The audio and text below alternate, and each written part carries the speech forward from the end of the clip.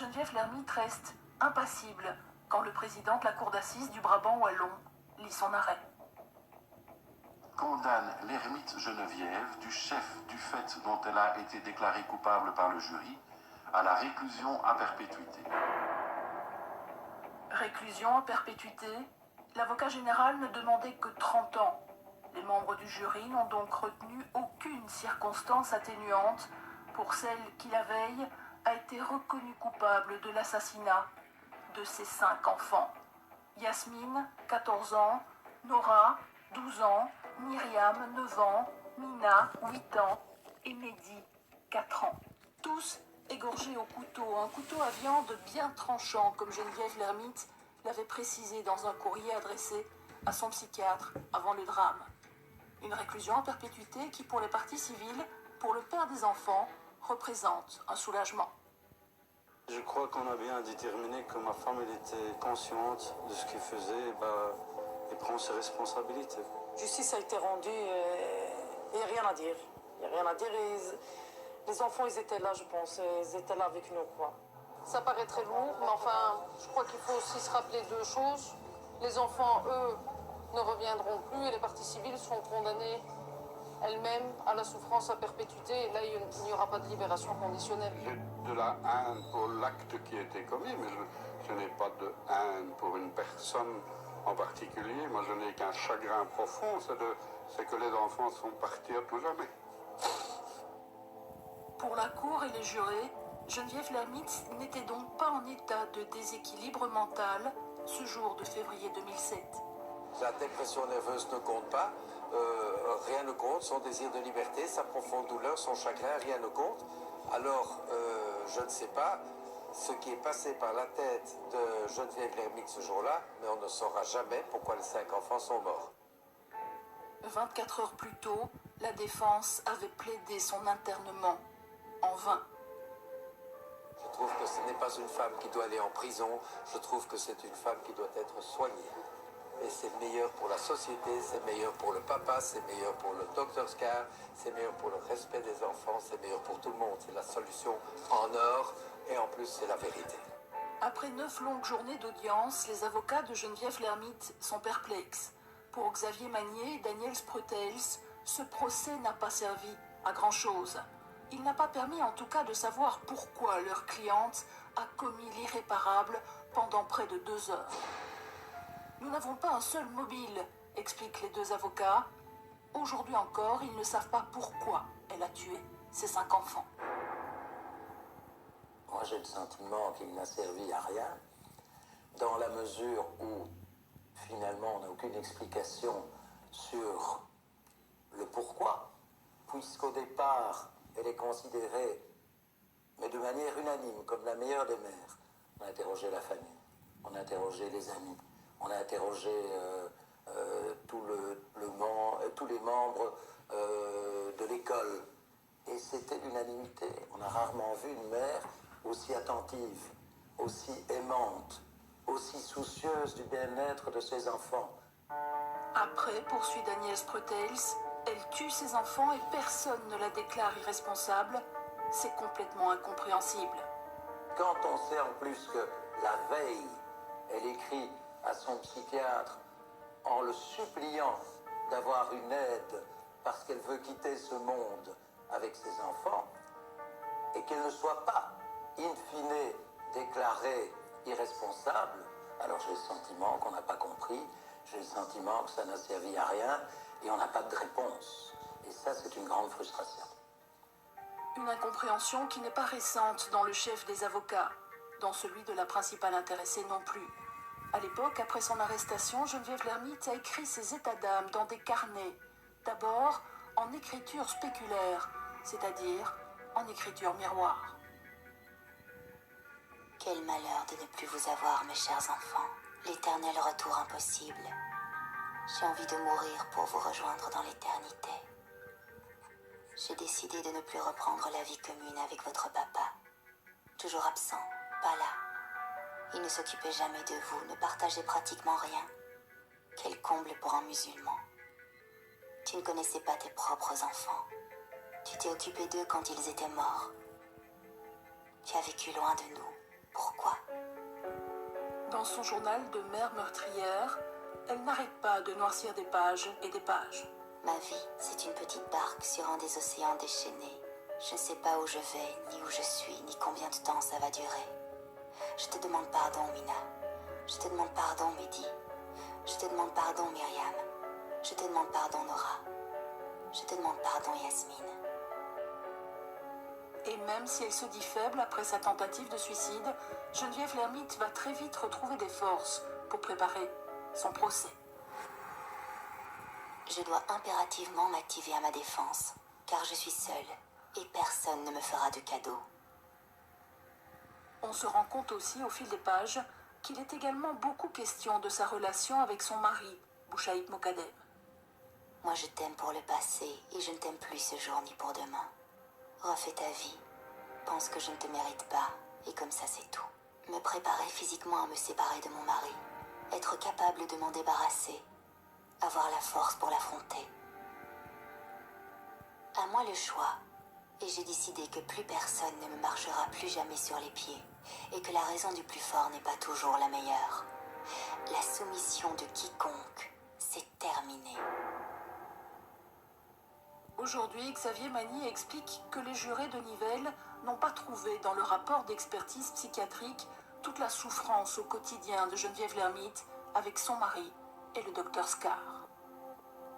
Quel fut le harcèlement dont elle était l'objet, quelle fut la difficulté de vie, le mépris de cet homme pour la femme et pour une fille, deux filles, trois filles, quatre filles, enfin un garçon.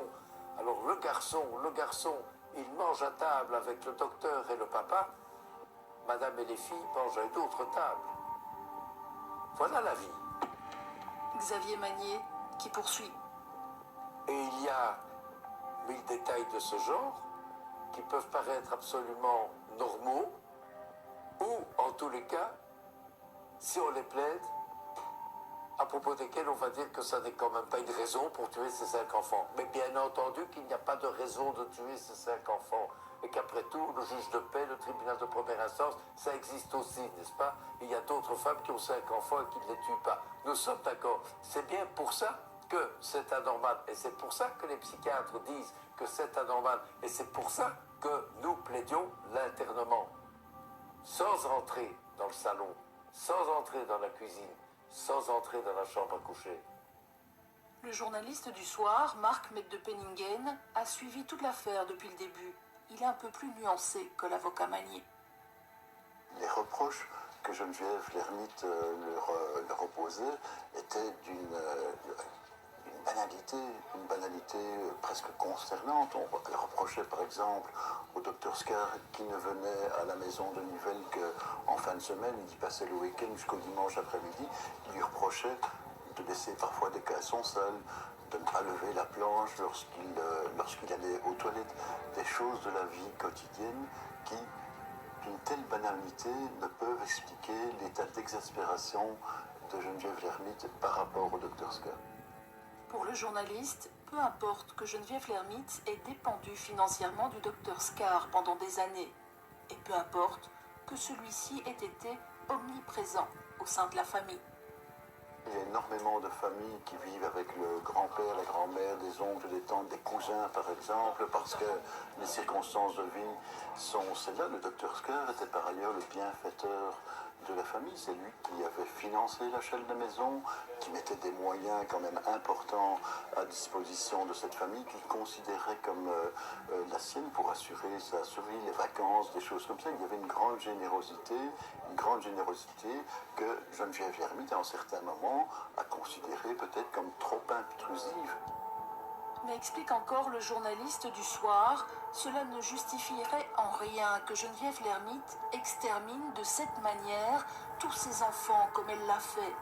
Geneviève l'ermite qui a donc appelé les enfants pour les égorger un après l'autre.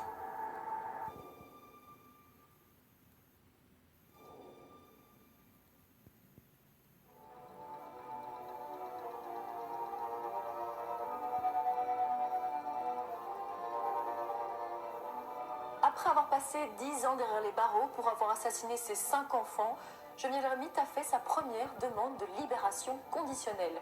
Une sortie de prison à laquelle s'oppose formellement son ex-mari, mais aussi le docteur Scar, celui qui vivait régulièrement avec le couple à l'époque des faits.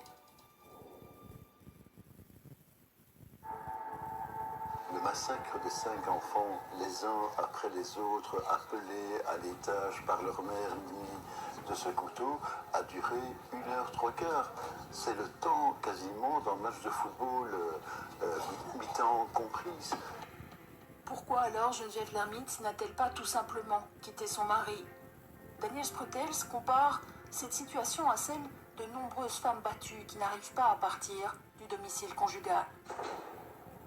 Il y a tant de personnes qui sont battues auxquelles on dit mais tu aurais pu réagir, tu aurais pu aller à la police, tu aurais pu évoquer cela avec un magistrat, pourquoi tu ne l'as pas fait? C'est cela, un peu ce sentiment d'une part qu'il n'y a rien à faire, parce qu'à un moment donné vous n'avez plus la force, vous n'avez plus la personnalité, vous n'existez plus par rapport à l'autre, et vous avez le sentiment qu'il est impossible d'entreprendre une grande action qui consisterait à dire « je pars », c'est le changement total, et certains n'ont pas, à un moment donné, dans un contexte, la force d'entreprendre cette démarche. Et c'était sans doute le cas de Madame Hermite. Le 25 avril prochain, soit 10 ans après les faits, Geneviève Hermite est convoquée devant le tribunal d'application des peines. Elle pourrait y présenter un premier plan de réinsertion en vue d'une demande de libération conditionnelle. Impensable pour le docteur Scar. J'y suis complètement opposé parce que je pense que si on calcule et si on fait des calculs un peu sur 10, ça signifierait que sortir de prison 10 ans après les faits, c'est avoir purgé une peine de prison de 2 ans par enfant assassiné. Moi je trouve ça inconcevable. Mais je sais bien que, de toute façon, en Belgique, il y a une loi et que, bon, moi je suis légaliste, donc je pense qu'il faut respecter la loi, mais je l'imagine très mal et dans la mesure où je pourrais m'y opposer, je m'y opposerai formellement. Une position partagée par Bouchaïb Mokadem, actuellement au Maroc. L'ex-mari, qui a depuis été adopté par le docteur Scar, n'imagine pas une seconde que Geneviève Hermite puisse sortir de prison, maintenant. Il sait qu'il y a cette possibilité, mais il n'imagine pas qu'elle puisse sortir après ce qui a été commis. En janvier dernier, Michel Scar s'est déjà retrouvé face à Geneviève Hermite lors d'une audience préliminaire du tribunal d'application des peines. La juge nous a demandé si on souhaitait sa présence. Moi, j'ai souhaité qu'elle vienne pour qu'elle entende ce que les parties civiles avaient à dire. Et effectivement, donc je l'ai vue, elle était assise à 3 mètres de moi, mais elle n'a pas eu le moindre geste. Elle s'est contentée de fixer le juge depuis le début jusqu'à la fin de la procédure. Une procédure qui sert à connaître les demandes et les desiderata des parties civiles. Ce que nous avons demandé, c'est essentiellement qu'elle ne séjourne pas dans les communes bruxelloises où je séjourne, où nous séjournons. Et je demandais d'avoir une assurance qu'un traitement, qu'un suivi thérapeutique était organisé à partir du moment où elle sortirait. Geneviève Hermite est incarcérée à la prison de Berkendal. Elle y est en traitement depuis son procès. Après avoir vécu un enfer semblable, si vous n'avez pas d'aide et que vous devez rester là, détenu dans les conditions de la détention, sans avoir un appui de gens qui peuvent vous apprendre à vous remettre en question, à refaire le point, je ne crois pas qu'il soit possible de s'en sortir. Et à Berkendal, tout semble avoir été mis en œuvre pour lui assurer tous les soins adéquats. Elle a été suivie par des conseillers psychologues, elle a été suivie par 1 ou 2 ou plusieurs psychiatres. Elle a été en quelque sorte soignée, surveillée, protégée à Berkendal exactement aussi bien qu'elle aurait pu l'être si on l'avait internée. Pour Xavier Magnier, incontestablement, ça a porté ses fruits. On lui a permis à elle de comprendre comment on peut en arriver, à force de mélancolie, comment on peut en arriver à devenir une bombe. Et elle a démonté complètement son drame, elle a démonté complètement les mécanismes les uns après les autres, et elle sait exactement à cause de quoi tout cela s'est produit. Aujourd'hui, elle le sait. Mais pour le docteur Scar, ce n'est pas suffisant et il craint le moment où elle sortira. J'ai le sentiment que toute la haine qu'elle avait en elle ne s'est pas éteinte, même après les années qu'elle a passées en prison, et que cette haine est même peut-être ravivée. Maintenant, c'est le seul sentiment que j'ai. Une haine qui, d'après le médecin, pourrait la pousser à s'en prendre à Louis ou à Boucheïd Mokadem. Il y a 2 ans, j'ai été menacé de mort par téléphone. Menacé de m'égorger et d'égorger Boucheïd Mokadem. Et c'est une menace que j'ai quand même pris au sérieux. J'ai déposé une plainte à la police, mais on n'a pas su découvrir quel était l'auteur de ces messages anonymes. Encore récemment, Michel Scar a été obligé de condamner la boîte aux lettres de son domicile. On venait déposer des ordures dans la boîte aux lettres. Et donc je pense qu'il y a une... c'est pas elle, évidemment, mais enfin, est-ce qu'elle téléguide ça depuis sa cellule? Bon, elle a quand même certaines amies, elle a de la famille. Pour Fernand Gaufioul, neuropsychiatre et expert des tribunaux, Geneviève Lhermitte ne représente pourtant aucun danger pour la société. On pourrait retrouver dans sa biographie qu'il soit de type psychopathique, antisocial et quoi du coup. Elle était brave à bien des points de vue et longtemps patiente. Depuis son incarcération, Geneviève Lhermitte est ce qu'on appelle une détenue modèle. En prison, elle travaille, elle a une vie sentimentale aussi. Geneviève Lhermitte a eu des correspondances épistolaires, évidemment. D'abord avec un ancien interné qui lui-même avait décapité sa propre épouse. C'est une relation qui n'a pas abouti du fait du suicide de l'intéressé. Par la suite, elle a correspondu avec Patrick, un ancien détenu de la prison de Mons, condamné pour vol. Le couple a décidé de s'unir. C'est le bourgmestre de Forêt qui les a mariés en septembre 2015. Il est projeté de se marier dans la salle des mariages de l'hôtel communal qui se trouvait dans l'enceinte de l'abbaye de Forêt pour l'instant, puisque la maison communale est en travaux. Et donc moi j'ai réagi tout de suite en disant que si le mariage est un droit pour quelqu'un qui est détenu, je ne souhaitais en tout cas pas que ça se fasse en dehors de l'enceinte de la prison, parce que j'avais très peur qu'on ait des manifestations, qu'on ait une venue importante de paparazzi, de presse. La cérémonie s'est donc déroulée dans l'enceinte de la prison. Elle relance une piste d'espérance, elle relance quelque chose de positif. Elle était souriante, elle était contente de l'événement, mais avec un poids qu'elle portera vraisemblablement toute sa vie, évidemment. Un mariage qu'il faut considérer positivement pour le neuropsychiatre Gaufioul. Ça signifie qu'il y a chez elle un vouloir vivre, et un vouloir vivre dans sa vie de femme, de façon accompagnée, ce n'est certainement pas une mauvaise chose.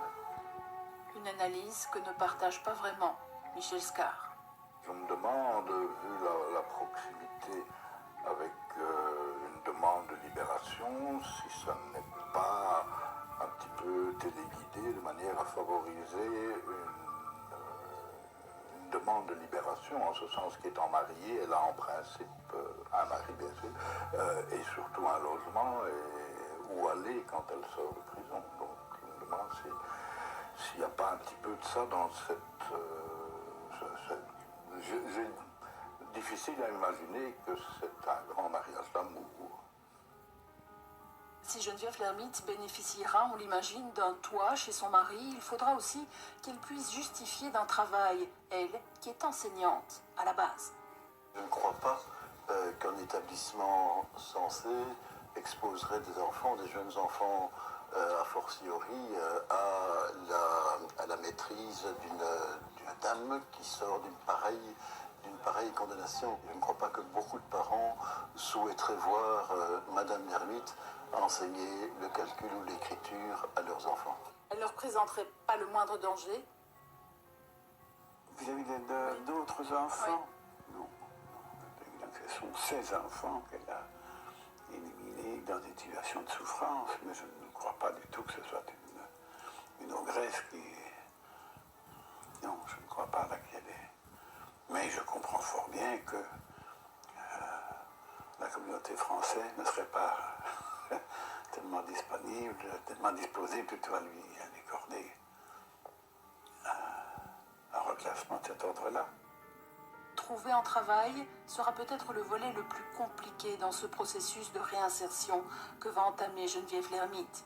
Et c'est quand elle sortira de prison, explique Xavier Magnier, que commencera sa peine. Alors là, elle devra croiser les gens dans le tram, au Cora, dans la rue, n'importe où. Sa peine, elle va la subir à l'extérieur. Ici, elle a été soignée. Elle a été comprise, elle a été accueillie, elle a été aimée. Sur le trottoir, dans la rue, ce sera autre chose.